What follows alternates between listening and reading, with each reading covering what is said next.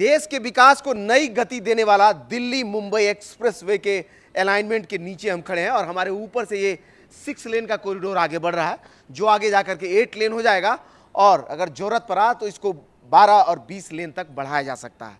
लगभग 1350 किलोमीटर लंबे इस मुंबई दिल्ली एक्सप्रेसवे के बन जाने के बाद सीधा देश की राजधानी से देश की आर्थिक राजधानी जुड़ जाएगी और देश के विकास की एक नई गाथा की शुरुआत हो जाएगी। समझ लीजिए, हम जहां खड़े हैं ये दिल्ली वाला अलाइनमेंट है जो हमारे सामने इस महारानी बाग के इंटरचेंज से शुरू होगा और सीधा 1350 किलोमीटर की दूरी तय करते हुए कई स्टेट से गुजरता हुआ मुंबई में जाकर के खत्म होगा।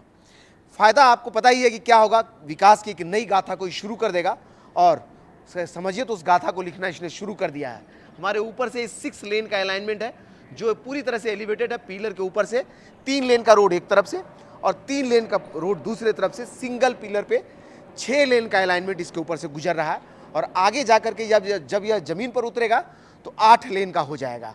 समझ लीजिए, लोग बताते हैं कि पहला ऐसा ये अलाइनमेंट है जो मेट्रो लाइन के ऊपर से गुजर रही है और इसका शानदार वीडियो हमारे मित्र RS लाइव रिकॉर्ड किए। आप उसके चैनल पर जाइए, कई वीडियोज मिलेंगे जिसमें आप बना हुआ पूरा कॉरिडोर देखेंगे, शानदार इंटरचेंज देखेंगे। मेरे जैसा ही ड्रोन फ्लाई करते हैं वो। फिलहाल RS लाइव हमारे लिए तस्वीरों को रिकॉर्ड कर रहे हैं और हम खड़े हैं दिल्ली मुंबई एक्सप्रेसवे पे और ये जो हिस्सा है वो यमुना किनारे किनारे ये गुजरता, बिल्कुल हमारे पीछे से देखिए सी शेप में होता हुआ यह कॉरिडोर सीधा आगे बढ़ता हुआ मेट्रो लाइन को क्रॉस करेगा और आगे जाकर के यह फरीदाबाद बल्लभगढ़ होते हुए सीधा हरियाणा राजस्थान के मार्ग से गुजरात के बाद फिर महाराष्ट्र में, ये मुंबई में जाके ख़त्म हो जाएगा। आपको बता ही दिया कि इसका अलाइनमेंट ऐसा होने वाला कि आने वाले समय में अगर इस पर दबाव बढ़ता है तो इसको 20 लेन तक बढ़ाया जा सकता है और जहाँ जहाँ इसका एलिवेटेड पार्ट है वो 6 लेन बनकर के तैयार अभी हो रहा।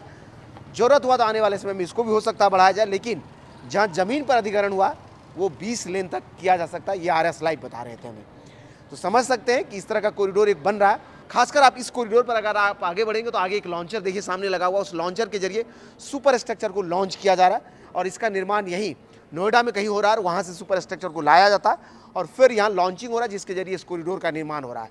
वहीं से आगे बढ़े तो ये अलाइनमेंट सीधा इस मेट्रो लाइन को क्रॉस करेगा, जिसके लिए देखिए यहाँ से वहाँ पिलर का निर्माण हो रहा है और इसी पिलरों से ऊपर से होता हुआ इसका सुपर स्ट्रक्चर से पार्ट बन करके ये एलिवेटेड आगे गुजरेगा और फिर जा करके ये ज़मीन पर जुड़ जाएगा।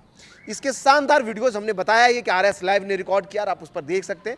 फिलहाल आपको बता दें कि 1350 किलोमीटर यह लंबा है और 1 लाख करोड़ की लागत से इसका निर्माण हो रहा है।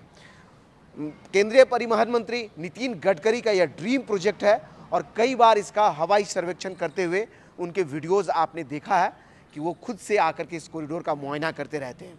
जहाँ जहाँ इसका अलाइनमेंट तैयार हो गया है वहाँ पर ट्रैफिक चलने लगी है, लेकिन फिलहाल जहाँ हम खड़े इसका निर्माण बड़ी तेज़ी से हो रहा है और इसका देखिए चौड़ाई देख लीजिए। इस पर जो है एक 19 नंबर पिलर हमारे सामने है, 20 नंबर उसके आगे दिख रहा है और इस पर 3 लेन का रोड एक तरफ में, 3 लेन का रोड दूसरे तरफ में बन गया है। साइड वॉल भी देखते बना हुआ, फुटपाथ भी शायद इस पर से बनेगा ऊपर से और बीच में मीडियन का भी निर्माण हो रहा है। यानी समझ लीजिए जैसे जैसे इसका कॉरिडोर आगे बढ़ रहा है उसके फाइनल फिनिशिंग का भी काम उसी रफ्तार में आगे बढ़ता हुआ जा रहा है और यह जब पूरी तरह से तैयार होगा तो समझ लीजिए 8 से 10 घंटे का समय, अगर आप मुंबई से कोई चीज़ मंगवाते हैं दिल्ली बाय रोड तो 8 से 10 घंटे का समय बचेगा।